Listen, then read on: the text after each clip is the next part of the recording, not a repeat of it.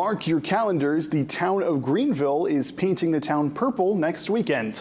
Purpleville will feature community events all weekend. Now there will be food, a kickball tournament, motor ride, and more. Not to mention the town will be decked out in purple, the official awareness color of Alzheimer's and dementia.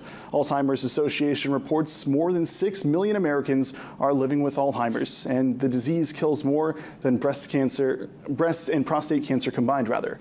Proceeds from Purpleville will be donated to Pine Tree Hospice, a volunteer hospice center, and Jackson Lab Center for Alzheimer's dementia research to investigate the origins, progression, and treatments.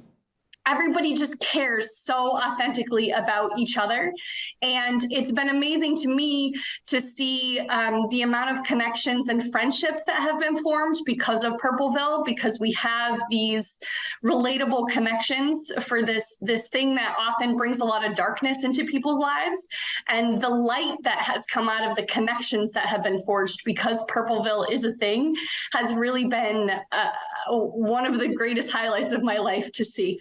The work that we do is making a real difference in people's lives, both on the local level and globally. And how many small towns can say that?